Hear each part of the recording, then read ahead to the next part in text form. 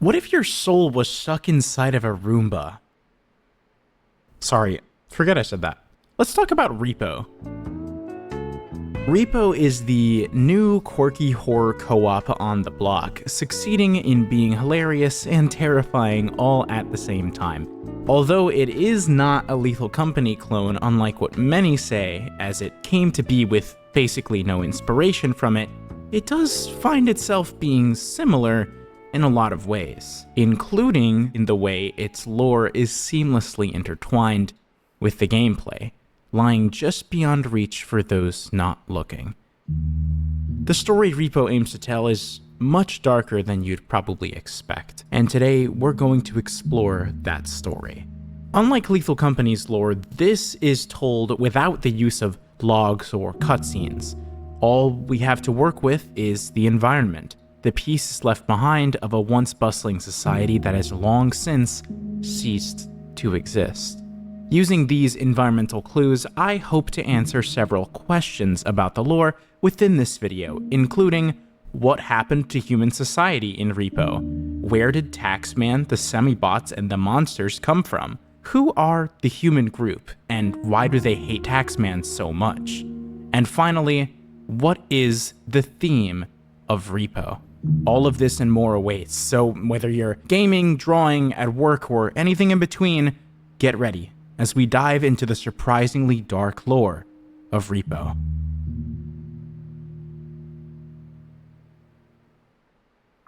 Before we can possibly hope to understand the lore of R.E.P.O, we need to lay down some groundwork by exploring the gameplay. In R.E.P.O, you and up to 5 others play as semi-bots, humanoid robots with the ability to levitate objects and handle human tools effectively. Your group is led by the Taxman, an entity presented as a grotesque distortion of the crying, laughing emoji, communicating to you solely through emojis. He tasks you with repossessing valuable items at abandoned locations, presumably to pay off past due debts. Acting as obstacles to your goal, these locations are full of strange creatures and monsters. None of their origins are known exactly, as they're all slightly different, with some appearing vaguely human and others not so much. When killed, each monster drops its soul in the form of a glowing pink orb, and these are some of the most valuable items you can get your hands on. Every 5 levels, the moon phase changes, adding incremental difficulty by making the benefits you receive less plentiful and the monsters more powerful. Currently, this ends at level 20 with the super moon. If you were to succumb to any of these dangers, semi-bots are designed to retreat into their heads and lose power, regenerating if rescued and placed on an extraction or in the ship at the end of the level. They can seemingly never truly be destroyed. However, should you lose everyone in your party and fail your mission, you'll be retrieved and transported to a disposal arena, where you and your buddies will fight to the death to crown the king of the losers. Get your ass out of here. Hooray! What's mainly worth noting with this portion of the game is Taxman's disregard for the semi-bots in general. He has no problem getting rid of anyone who can't pull their weight, and he's done so a lot of times. Now, after each successful mission, the truck stops at a service station, which acts as a shop where the semi-bots can exchange their earned money for tools and upgrades. I believe the exchange of currency and the shop itself is simply part of gameplay, but the setting has its own set of implications. For one, the service station is quite clearly a repurposed gas station, and the cashier's skeleton, as well as a survivor who hid in the attic, are still here. All of the locations in the game are sort of like this. Abandoned, yet... Chat, don't be afraid. Add me on Discord. If you want to play R.E.P.O tonight, I think it's up to like 6-7 people. Come on, join. Still full to the brim with evidence of someone's presence once upon a time. The Taxman, ironically, persists, repossessing property from society that no longer even functions, where money has lost its value. In order to have a chance of understanding why this is, we're gonna have to dive even deeper and explore each level in detail. So let's go ahead and begin with Mechanic Station.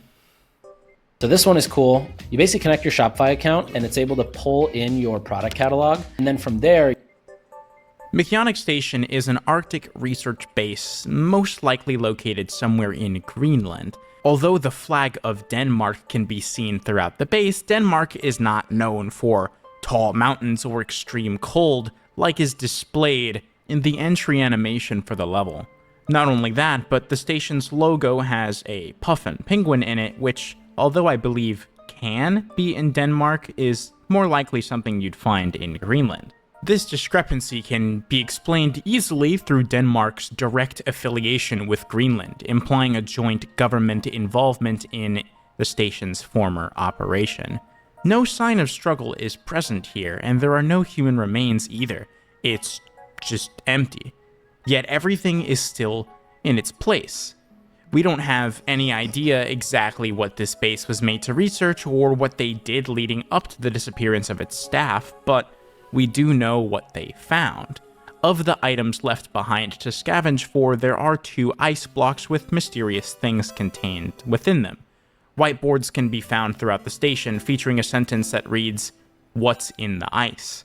As a final important detail, a calendar can be seen on the wall, which ends on the 3rd Monday of April in 2097. This is the first bit of timeline context we receive, confirming that the game takes place in the far future, at least relative to us. Unfortunately, knowing the day is not helpful. Some speculate that the researchers uncovered an ancient disease within the ice that went on to wreak havoc on humanity. Others draw parallels to The Thing, a famous horror movie where an assimilating alien organism is found buried in the ice of an Arctic research base, and you can kind of see where they're coming from. It's also possible that the answer to what happened here is a lot simpler and not quite as dark. The place simply ran out of funding and everyone just left. Maybe the government had more important things going on, such as some other reason for an apocalypse. Regardless, all we really do know is that there was a research base, and one day everyone in it either immediately vanished or quickly evacuated with no sign of panic whatsoever. Swift Broom Academy is a school of brewing and sorcery, hidden away in a forest in an unknown location. The mere presence of a magic school to begin with is super interesting, implying a sort of high fantasy scenario and highlighting that something as crazy as magic actually exists within the world of R.E.P.O. Unlike Mechanic Station, it actually does show clear, but limited, signs of a struggle, such as the blood-red text found on the walls that reads, "It's the headmaster," and extraction rooms with tables flipped over to form barricades in the corner. It's unclear exactly who this headmaster was or what he did. Some theorize that he performed a spell gone wrong, which could offer an alternative theory regarding humanity's downfall. Others say he may have accidentally turned himself into the Trudge, one of the most powerful enemies in the game, going on to rampage through the academy and attacking everyone he stumbled across. There is a skeleton in a study that can be found with a portrait right above it bearing the resemblance of the hat on its skull. There are really 2 options here for who this is. It's either a random professor or more likely the headmaster himself, as it is the only bit of human remains that can be found on the entire map. The most important detail in the academy is the photo of the previous graduating class, labeled as Class of 87. Upon first entering the map, you can see a banner hanging from the ceiling welcoming new students to the school, which means whatever happened with the headmaster was likely on an orientation day, and specifically after the class of 87 graduated. In all likelihood, of course, this is meant to be 2087, 10 years before the last date at Mechanic Station. Once again, although this is fascinating, there's nothing we can really do with this information. Headman Manor is a large haunted mansion, also located deep within a pine forest. It can be assumed that this estate belonged to the Headman enemy, who is confirmed to be deceased based on his gravestone being found in one of the courtyard tiles of the map. Although there isn't much substance to the Headman Manor, similar to the Academy, it does at least reinforce an idea. The supernatural is more than just superstition in the world of R.E.P.O. It proves that life after death is possible, with the soul being not only a tangible force that can be manipulated, but also assigned a quantifiable value, according to Taxman. Now, whether or not the supernatural is innately connected to magic or is a separate idea within this universe is not something that we know. Because the headman is implied to have held a high position when he was alive, many people theorize that his role in the story is deeper than it may initially appear. Having been a rich elite, it's entirely possible that he could have sponsored the creation of the Taxman, or donated money to any of the other groups we see throughout the game. Aside from speculation, though, what he may have done while living is a complete mystery. As a specter, he seems to have lost all sense of self, mindlessly floating and attacking any semibot in his sight. I dare you to let me build you a completely free e-commerce store. And now we get to move on to the Museum of Human Art, which is by far the most lore-dense part of the entire game. Even in its name alone, it already starts asking questions. Why the need to specify human art? Well, that question can be answered by looking at the trailer for the update that added it to the game. In these times, we need something new. A place where robots and automation are not allowed. A museum of human art. Take it easy. A place where humans can be human. Art with progress. We need this. Automation, human art. Take it easy. Place where humans can be human. Art with progress. We need this now. I think you could play up to 5 people with this. Before the cursed moon rises. Now we understand why the museum is named the way it is. It was made with the purpose of excluding robots and automation from art as a safe haven for human culture and ideology. However, the part that really raises an eyebrow is the last part, a reference to a cursed moon. Before we can figure out what they might have meant by that, how about we slow down for a moment to explore the museum itself? Unlike the other 3 locations we can visit within the game, the museum is not in the middle of nowhere. In fact, it finds itself in the center of a downtown metro area, though the state of the museum suggests that there are very few people left to populate this once sprawling urban center, assuming anyone is left to begin with. The walls of the museum are dirty, furniture broken and overturned, and doors are boarded up. It's the only map in the game that makes it ridiculously evident that this place has long since been abandoned. In fact, some banners for special exhibits left behind suggest the last time this place was used was 2030, the earliest point on the timeline we've seen. What's especially interesting about the item pool in the museum is that every single thing you can find is, unsurprisingly, a piece of human art. A lot of it is abstract, some slightly disturbing, and some of them are silly. Despite the museum being long since vacated, there are still even security systems in place to protect some of the art left behind. Automatic lasers that burn you if you get too close. The walls are decorated with old, fading exhibit paintings, with many depicting the semi-bots, Taxman, or the monsters we face throughout the game. As well as this, some sculptures paint the semi-bots in a clearly negative light, with one showing a semi-bot head being used as a furnace, burning money wastefully. Overall, I find the various art displays to be particularly intriguing because it conveys to us that humanity had already been dealing with all of these things at least prior to 2030, if not far earlier. Where the lore of the museum gets really juicy, though, is in the graffiti that's left behind. Basically, every room has it, and every bit of it tells a different piece of the story. Through this, we learn about an organization named the Human Group, a band of survivors that formed after whatever disaster nearly wiped out all of humanity. And we know for a fact that humanity had to have survived because one piece of graffiti advertises a comedy show behind the food court every Friday, with a quote in the corner reading, "Humanity almost perished, LOL." Another chilling detail in the text that says, "always seats available," may imply that there's very few people left to regularly attend. Through the graffiti, the human group's affiliation is made abundantly clear, commonly depicting the semi-bots with X's in place of their eyes and attempting to recruit others with the message, "Join human group, stop Taxman." Other graffiti found throughout the museum commonly depicts the monsters we see in-game, with some even offering as warnings. The rest of it is just random or abstract, the type of graffiti you'd expect to see. Now, as far as helping us figure out what happened to humanity goes, I think the presence of the monsters within the world is probably a huge factor. A crucial bit of graffiti that supports this depicts a blood moon, which is likely related to the narration that referred to a cursed moon rising. We can intuit, based on what blood moons tend to do in other media, that this is likely our best candidate for humanity's near extinction, at least so far. But it's really hard to say exactly how things went down. The art exhibits showcasing people's depictions of many of these monsters prove that humanity was already undergoing some kind of tribulation. The narration in the trailer lists that the museum was made under a demand. In these times, we need something new.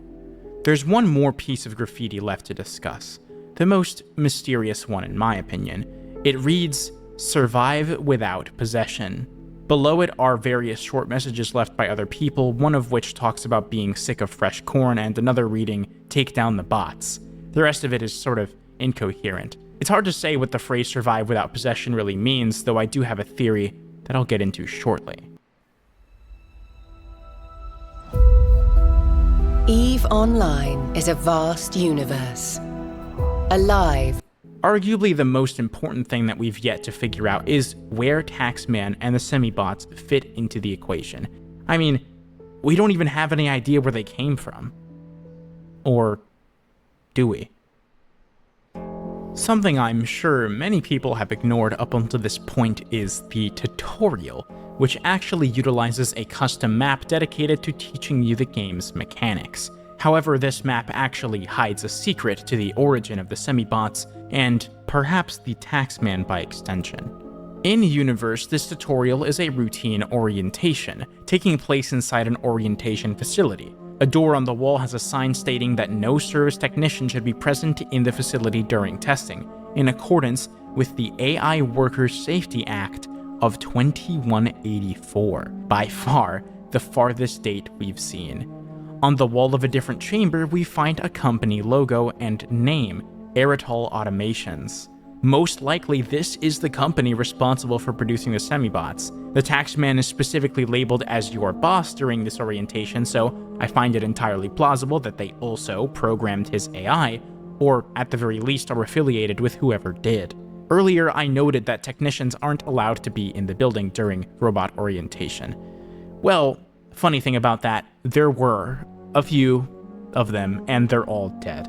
A good handful of skeletons wearing R.E.P.O hats are scattered throughout the place. Just like the service station and the academy, we find corpses in spots that suggest an unexpected and immediate death, with how they happened remaining a mystery. Okay, now that we have all the available information, I can finally be comfortable making countless assumptions and immeasurable leaps in logic. Just kidding. But seriously, let's start with our first question from the intro.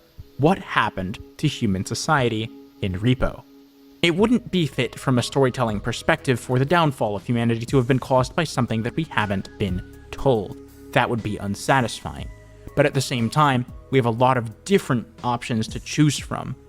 Honestly, my answer is that it's a combination of everything. The Museum of Human Art prominently features the monsters we encounter in the game, which to me acts as evidence that their existence is intrinsically related to human culture in some way. It's possible that they appeared suddenly and started attacking people en masse per the Blood Moon, which would have led to a massive shared experience that people could unite over. Although I mentioned the Blood Moon or Cursed Moon, the means through which this happened are really not known. It could have been supernatural, could have been a failed spell, or even a disease from Mechanic Station. The game intentionally presents all of these options, and my favorite interpretation is to say that each of them took partial credit in the insane near-extinction event. So, in asking what happened to human society, we've simultaneously answered the question where the monsters came from. So naturally, we next need to ask, Where did Taxman and the semi-bots come from? The simple answer is obviously R.E.P.O Automations, the company that we just learned about. We know now that asking where they come from isn't nearly as interesting as wondering why they exist in the first place. Explaining why the Taxman exists is fairly obvious, at least on a surface level. It's an algorithm that was made with the purpose of upholding tax agreements, established with companies and organizations whose locations we visit to form the basis of the gameplay. It's possible that the Taxman was even used for individual people's taxes. We really have no idea at what scale this AI was used. It is extremely difficult to ascertain why Taxman's AI was never programmed with a contingency to stop it from collecting even after everyone was gone. To me, this is proof that Taxman was made haphazardly, with greedy intentions and gross negligence at the forefront of its design. From a narrative perspective, his existence acts as a case study on how automating something so important can be really dangerous, especially if you don't correctly define its boundaries. And this segues perfectly into asking what purpose the semi-bots serve. First, we have to think about their round, friendly design philosophy and the functionality that they possess. Obviously, you could argue that they only look like this because they needed to be appealing to people that wanted to play the game, but I think it's a bit deeper than that. They're also proficient in carrying small to medium-sized objects and handling human tools, and get better with upgrades. With all of this in mind, I think semi-bots were originally manufactured as a commercial home robot, with the purpose of helping families with tasks like cleaning, laundry, cooking, and etc. This would be really interesting if true, because R.E.P.O was originally a cleaning game, implying an awesome meta aspect where they were originally cleaning robots both within the narrative and within the context of game development. Whether or not this is or isn't true, the semi-bots no longer operate with that purpose. Now they collect items and the souls of monsters in an act of repossession to serve the Taxman, their boss. But have you ever thought about the fact that souls have an assigned value in the world of R.E.P.O? I mean, how do you even quantify the value of a soul? Well, Taxman clearly found a way to do it, and something tells me So many outfits. It was unbelievable how many outfits. Which one did I even click? I don't even know which one. he was never Listen, that's crazy. How do you tax a soul? And how you like 30,000 for a soul? meant to. I think it's entirely possible that Taxman was given permission to use monster souls. From there, he realized that repossession of property wasn't enough for certain individuals to pay off their debts, and he had a revelation that he was never meant to have. He could assign a value to human souls. From there, the semi-bots, indestructible vessels under Taxman's command, already situated in many families' homes, were spontaneously reprogrammed to kill people and claim their souls for their value. But here's where it gets insane. I think for some people, the value Taxman assigned to their souls wasn't enough. I mean, think about it. Even the monster souls in R.E.P.O are only worth a few $1,000s, maybe like $7,000 or $8,000 at max. Their lives aren't deemed valuable enough to pay off entire debts, so why would a human soul be any different? So Taxman came up with another genius idea. Take the human souls and place them into the semi-bots, introducing them into indentured servitude. Sort of like if your soul was trapped in a Roomba. This would explain why the semi-bots use our voices when we play despite having their own robotic voices should we choose to type out a message. Why the semi-bots are depicted in the museum as world destroyers, evil creatures with an error in their programming, possessing a heart. This is why corpses can be found in places where they would have needed to suddenly and unexpectedly be killed. These were not slow deaths, they were quick, cold, calculated, as if done by a machine.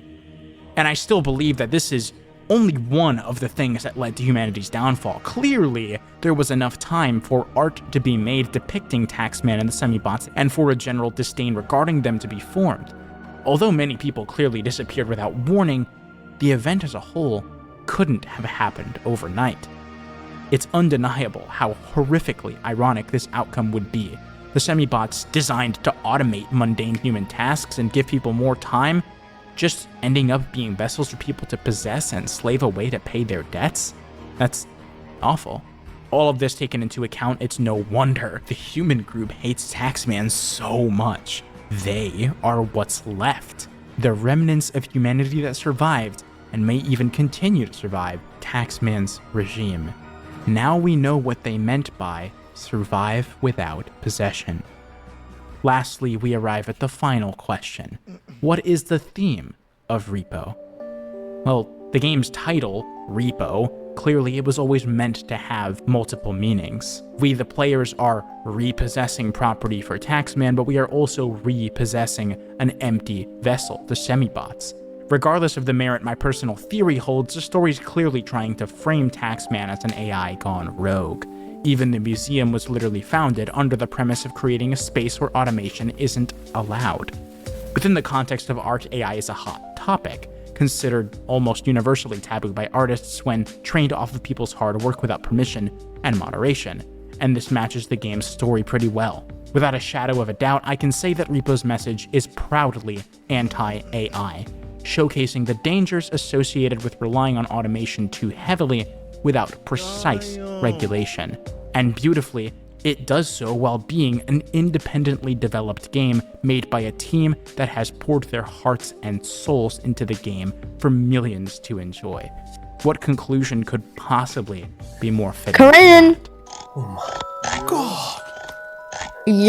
Finish your video. But of course, due to the vague nature of R.E.P.O's lore, it is entirely possible that a decent bit of what I've said is either irrelevant or just plain wrong. However, I am truly proud of my interpretation and believe it has some merit. The one thing that does stump me completely, though, is how the timeline of this world fits. Every year we've been given seems to have little to no connection relative to any other, and the AI Worker Safety Act being the farthest point on the timeline has me completely scratching my head. Either way, only time will tell how accurate my various hypotheses are. As is the nature with an early access game of any kind, future updates will surely blow our minds as they reveal the truth behind the semi-bots, Taxman, the human group, and more. For now, all we can really do is break more diamonds as soon as we find them. No. Hey there, this is the end of the video. Thank you so much for watching. I've wanted to make this since like the first time I played R.E.P.O, and the new update finally gave me enough content to work with to make a proper theory, which was really exciting. I had a lot of fun making this and putting it together, and I'd love to get to interact with some of you guys some more, so come on down to the community Discord server, don't be shy. If you liked the video, you should check out some other stuff I've done. I've got a decent variety on the channel, so just like, see what you might like. Man, shout out to this creator right here, because I ain't gonna lie, like, as a content creator myself, you put this whole thing together, it makes sense though.